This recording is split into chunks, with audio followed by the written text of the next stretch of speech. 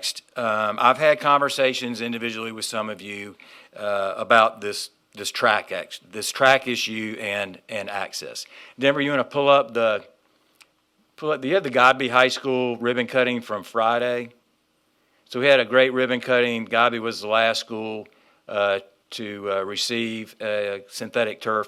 Let me say this: there have been a lot of accusations about numbers at Lincoln. Not only did we replace the field, we replaced the entire track. We dug up all the asphalt. We replaced the track that was the original track when some of us went there many years ago, not in the mid-'70s, but thereafter.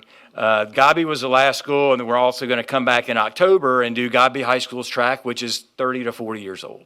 And so someone say these are glorified projects. They're not healthy. Florida A&M has a synthetic field, Florida State University, University of Notre Dame. I mean, as far as technology goes and preventing athletes from being injured, I told you all about the conditions of our fields. During January, February, and March, they're virtually unplayable.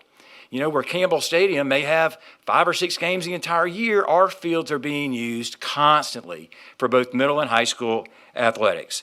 Now, what I have done after listening to some of you, we met with Gulf Winds Track Group and a local security company. And tonight we are going to announce that as a pilot, Leon High School's tracks will be open from 7 a.m. to 11 a.m. on Saturday and Sunday mornings, which will be supervised. Okay, on Saturday and Sunday morning when there are no students there, no student activities, there's no football practice, there's no band practice. So Saturday and Sunday mornings from 7 a.m. to 11 a.m., Leon High School track will be open as a pilot. I think this is us reaching out and trying to find compromise. I know that's what you guys want. It's what I want. We want our tracks. We want our facilities accessible. We have to supervise them. Things are different. When I was a kid going up there and hitting on the tackling dummy and got hurt, Morgan & Morgan wasn't on every bus in town. Right. Right. Things are different today. They are. Than they were. But as a compromise and as an olive branch. And moving forward, I mentioned Godby's getting a brand new track as part of that project in October before track season. If we see things are going well, then maybe we move then to Godby in January. So we have the two that have been used the most, Godby and Leon High School, that will be supervised and monitored 4 hours on Saturday and 4 hours on Sunday. And who's paying for this? Yeah, can you give us a price tag on that? So it's fairly inexpensive through donation money. It's not taxpayer dollars. You're not going to pay. So taxpayer dollars are not paying for this. It'll be through donation money. I believe we're getting some jewel money, right? Wouldn't this qualify for use? But I think we have specific things at the jewel detection and also education. But to your point, it will not be tax dollars. It would be other revenues, rentals, facility rentals, money we generate back from rentals that would go for supervision. So as an olive branch, I think to the members of the community. And I respect their opinion, although maybe sometimes I strongly disagree with we've gone into many different areas now at the podium to the dais, but the main issue was, I think, access to the track. So 7 a.m. to 11 a.m. Saturday and Sundays. Hello. Hold on. Mr. Jones. Yeah, I thought we made a decision and voted a policy that was recommended to us by staff regarding access to our facilities. So we were in the process of coming up with a policy for access and what's allowed and not allowed when our tracks and facilities are not open. I would consider 7 a.m. to 11 a.m. unless you all want to push back against it. They're being supervised the entire time. Well, can I? So it could be our students, our parents, our families that go up there to the tracks. Well, this conversation has endured for quite some time now.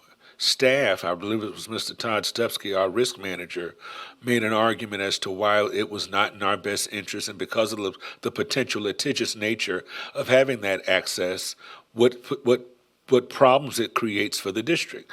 So is that now alleviated now? Is that science or whatever recommendation he made now moot? I think it's alleviated because it's going to be supervised. It's not going to be unsupervised anytime, willy-nilly, when we're not on it. People can just come do whatever they want.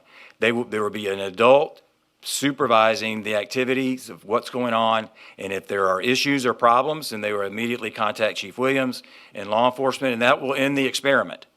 But that doesn't absolve the insurance issue, correct? If someone gets injured on our track, they can still sue the school district, right?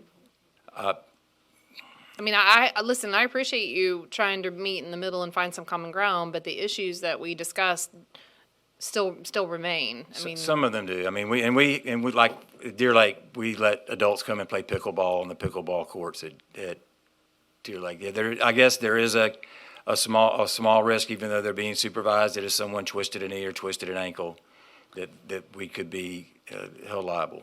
Didn't we have, I was just more concerned with it being not being supervised and what could take place without supervision. okay. couldn't we post some signage about, we're not liable? Well, yeah, we On can, weekends. but I don't know how. I mean, look, I'll be willing to have conversations with our general counsel and Mr. Stupsky. I was not going to approve anything that was not going to be supervised. I think this gives us a chance to supervise it. And as long as people are walking and running and, not doing other things, again, I saw it as a compromise. Okay. I think it's great.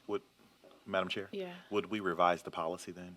The policy hasn't come back to us. Oh, it hasn't come back No, to us so it yet. hasn't. We Okay. haven't received a revision yet, so let's, I guess we Okay. put a pause on that until the pilot program has ended. Well, and we can look mean, at, I think the policy was addressing, when our facilities are closed. We're basically saying it would be open 7 a.m. to 11 a.m. But after 11 a.m., what happens then, right? Well, yeah, I think also part of Right. the policy was adjusting the rates, right? Yeah. Yeah, It was, okay. right, Mr. Hanson to sit down and have conversations with adjusting rates for rentals Yeah. was going to be part of it as well. I believe there were two policies, though, and one of them just added a sentence, and I believe we advertised it last week. Yeah, it's So- supposed to come back for final adoption September 26th. So let's make sure that's not in conflict. Well, the sentence, it says, "Any person of any age may not enter or use a district facility on a casual, non-scheduled basis for recreation or physical improvement without an authorized facilities use agreement." So this would be scheduled. Scheduled. So I think But- that's what he's. We're okay there. It may need to be tweaked a little bit because it says without basically an MOU. On a casual, non-scheduled basis. So I think to your point, it's coming back for adoption on the 26th. So if staff can take a look at it in light of what the superintendent is proposing, and if they want to make tweaks, then they would bring it back for advertisement again. So you wouldn't consider this being scheduled? I think, yes, I do. I mean, you are talking about a scheduled timeframe. I think just to Ms. Wood's concern, if staff look at the language fine. and make Okay. sure that All it's in right. That's- accordance okay. with what you're proposing. Fair enough. I would not put 7 to 11 in there Saturday, Sunday. I would just put, something about as designated by the district for public use time kind of thing. Right. If you decide to change it. Okay, okay. I just wanted to say thank you, though. I think this is a good compromise. It allows some access, not unfettered. We can control it. There'll be someone monitoring it. We can alleviate the principal's concerns about people coming up there and really not to run track, but to do other things. So I appreciate that. Well, and that's why I enjoy working with you guys so much. We always look for compromise, whether it's the access to library books. I know people are going to disagree with us. We can't appease everyone, but what we want to try to do is to protect everyone's rights. Everyone's position is well valued and well heard. But at the end of the day, you guys have to make a decision, and we certainly enjoy getting input. Like tonight, I mean, about one adult. I mean, sometimes that's going to be hard. If we have a coach at Fairview that needs to drive over to NIMS, well, we can't find another adult, then we're dead in the water because we violated our own policy. So this is good, and I'm appreciative of the people that come speak most of the time. But really, I mean, it gives us a chance because we can't catch everything. This is what our process is all about. This is what our democracy is about. All right. One All more right, question. Denver, did you have any last couple of pictures? Hold on, Ms. Wood has one more Just question. one quick question. So these 120 books that y'all are